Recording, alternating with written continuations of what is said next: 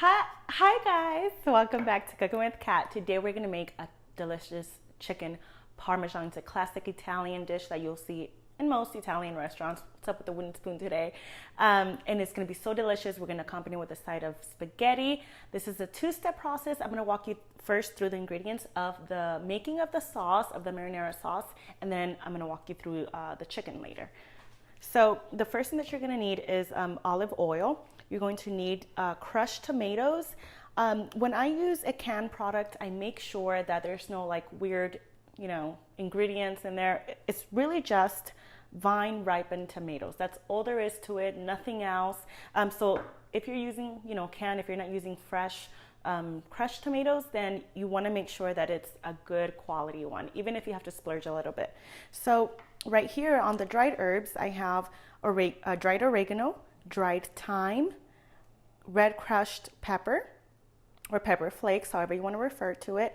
I have black pepper, a pinch of sugar, dried parsley. You can also use fresh parsley if you'd like, and salt.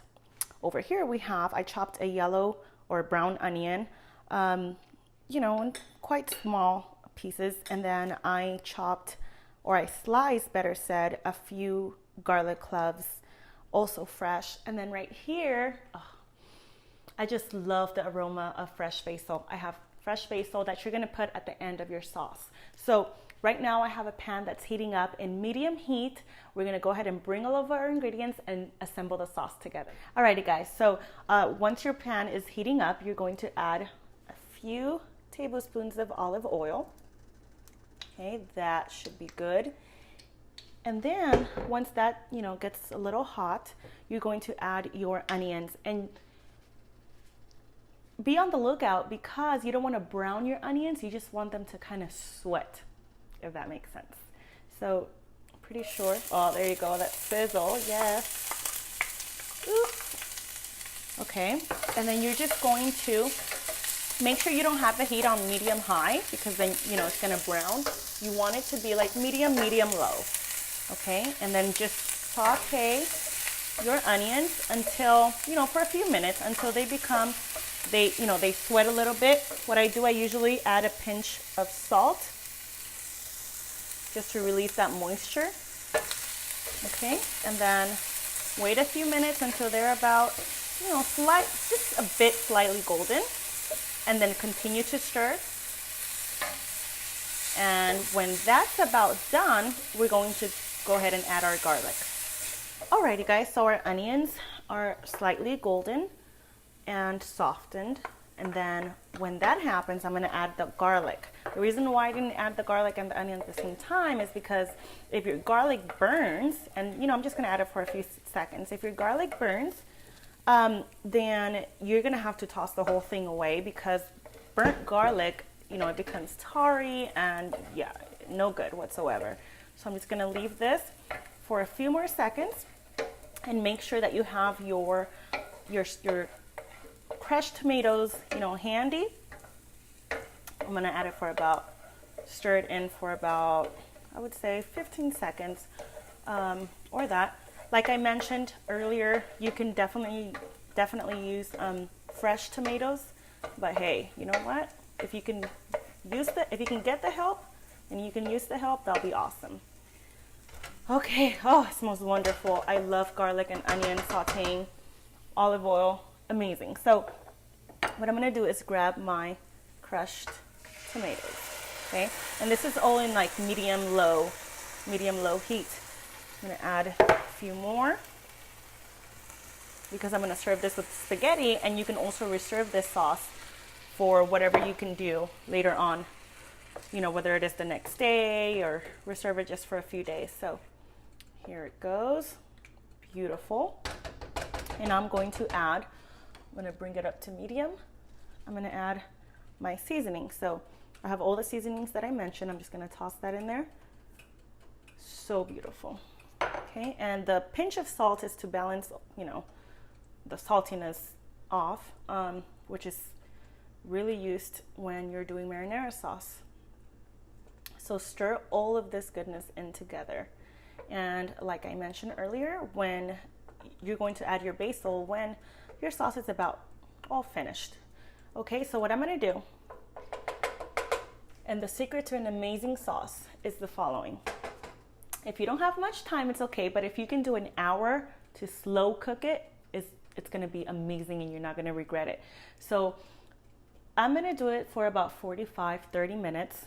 I'm gonna cover it, and you wanna check it between just frequently to see if your sauce dries out, and if it does, then add a little water, continue stirring, and so on, and I'll show you what it looks like. Our sauce has been cooking for about 45 minutes, and I'm gonna leave it, the more the better, so that all the flavors can marry together. I'm doing it in slow, medium, slow, low. Low is a word, heat. And so let's get started on our chicken. What you're going to need for the chicken is skinless, boneless chicken breasts that I wrapped in plastic, and I pounded the life out of them, okay? There were about 5 ounces this size, the chicken breast that comes in a pack, and I just pounded until I got to this baby right here. So pound the life out of them. It's the best. I mean, it expands in size and everything. And then just leave it like that. I have in this bowl 2 eggs with the yolk and the egg white and a splash of whole milk. On this plate, I have a flour that I seasoned with a pinch of salt and pepper. And here we have our breading, what is up with me today? What is the name of this? Breadcrumbs. That's it, breadcrumbs. So I'm just so excited about this dish. Can't even talk. So let's talk breadcrumbs for a second, okay? What I did is picked up Panko original breadcrumbs. No season, no herbs, nothing. Just plain breadcrumbs. Panko is the best. And I seasoned it myself because I like my life that hard and difficult. So here's what I did. I added a pinch of salt to the bread. This here, the first layer is the Panko breadcrumbs. I added a pinch of salt, black pepper, Italian seasoning, granulated garlic, and this baby right here is gonna be the best thing. It's a world changer, is grated Parmesan cheese. So replace some of the breadcrumbs with Parmesan cheese, and you're gonna love it so much. And then here I have provolone slices, okay? So the first thing that I'm gonna do is whisk our egg wash. If you don't have whole milk, then you can probably add water, but you know what? Whatever you have, boo. So just whisk all together. Oh, this is gonna be so good. You can do chicken Parmesan sandwich if you like, and you don't even have to eat the pasta or accompany it with some greens. But you know what? We're going all out today. So, okay, that's whisk. What I'm gonna do is season up our chicken breast. If I can get the plastic out of it. Alrighty, there you go. It was well wrapped in there. Okay, and what I'm gonna do, I'm gonna take my fork and I'm going to mix the flour with a little bit of, the pepper and the salt that was already on there. Oops. Okay, and then I'm gonna grab this and mix all of our ingredients for the breadcrumbs. It's gonna be so good. Trust me, guys, try it with this Parmesan cheese. Secret, it's not even a secret, but and you're gonna love the breading. So that's all that we're gonna do here.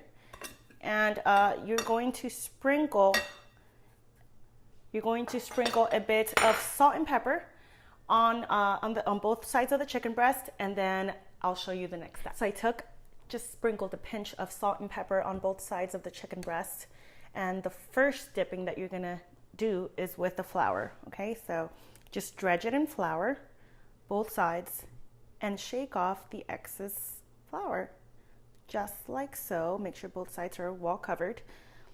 Look at that excess flour falling. That's what you want, okay? Oops. And then the next step is you're gonna dredge it in the egg wash or the egg mixture or your beaten eggs. Okay, you're gonna make sure that's coated very, very well. And last but not least is the breadcrumbs. Okay, make sure you shake off the excess egg too, as much as possible. And then you're gonna dip it in the breadcrumbs. Okay, so if you want, just kind of press it down together and make sure both sides are very well coated. And it's, you know, what I do so it won't fall off, I just press it down very well, just like so. And then in the little corners where it's not being too friendly with it, I just force it down. Okay. Love this. Now just one piece feeds a pretty hungry person because it's so large. So you're gonna put that down. And then you're going to repeat the same thing that you just did with the other chicken breast, and we'll be right back. Alrighty guys, so once you've assembled and breaded all of your chicken pieces, really, you're gonna cook them in batches, okay? So I'm gonna just grab one, make sure that the oil's hot. You're gonna add olive oil to the pan and just cook it for about, depends on the thinness or how thick or thin your chicken breasts are, but usually I'd cook it for about 3 to 4 minutes until golden, crispy, and brown. And then once all of your pieces are finished, you're gonna transfer them to a clean plate. Alrighty guys, our chicken breasts we're cooking for 3 minutes and something seconds on each side. It's nice and golden and crispy, very delicious. So I put that, transferred it to, I drained the excess grease out of it with the paper towels. Our sauce has been simmering for over an hour. I'm just going to tear up some fresh basil leaves. Oh, so delicious. And you know, you want to monitor it. You want to keep an eye on it, taste it halfway through to see if it needs any more salt or anything that you find that it's missing or anything. And then if it gets dried, you know, just add water occasionally or when it needs it, and give it a good stir. This dried basil is going to give it such a nice aroma. Beautiful. So I'm going to maintain that on low heat. It smells so great, you guys. You have to try it out this way. You can buy the marinara sauce in store, but definitely give this a try. You can keep control of what's good and the amount that you're going to put it. So our sauce is actually done. Not pretty much, is done. So here's what I'm going to do. I have this oven dish, and I'm preheating my oven to 450. So what I'm going to do, I'm going to spoon some here just to cover the bottom, you know, the bottom pan, the dish. Okay, just going to spoon some of this delicious sauce. Oh, it smells amazing, you guys. So there you go. Careful, it's very hot. Okay, and then I'm going to place my chicken breast. Be careful not to overcook your chicken. 3 to 4 minutes is good. And if you feel like you undercooked it, it's still going to cook in the oven. So put that in there. What I usually do is add a slice of provolone. Now, ideally, you get mozzarella cheese, but my husband and I love provolone. I just love it so much. And it's a good melting cheese too. So there you go. I'm gonna layer that, put down a slice, and then pour in just a little sauce. Okay, you don't wanna totally sink it in sauce. You just wanna put a good amount on top of it, just like so. Okay, you still wanna see that there's chicken under there. And then what I do for all the cheese lovers, you want to put 2 slices. So move that a little bit just like that. And then top it with additional sauce on the top. Oh, you guys, can you even help yourselves right now? Because I can't, that's for sure. For sure. Alrighty, there you go. What I do is I'm gonna grab a little bit, just a tiny bit of more basil. You can also use parsley, Italian parsley if you'd like, but I just love me some good old basil. Okay, there you go. And this baby right here, is it hot? Too hot to handle? Am I too hot to handle? Goes in the oven. Oh, so good. Leave it there until the cheese becomes nice and golden and bubbly and everything just smells incredible. Meanwhile, when your pasta's done, drain it, and we're gonna come back here and show you and give it a taste test. Our chicken was baking in the oven at a pretty high temperature for about 9-10 minutes until the cheese is bubbly and melty. Would you look at this, guys? Look at how beautiful. Oh my gosh. You know, if you don't like your cheese that golden, then of course leave it for last. And then I just spooned some of the sauce in the spaghetti, and we're just going to take a bite from this. Look at this, you guys. Look at how beautiful. Oh, goodness. It smells incredible. This is a crowd pleaser. If you're having a party, a family dinner, for your work, for your loved one. Oh, let's just give it a try.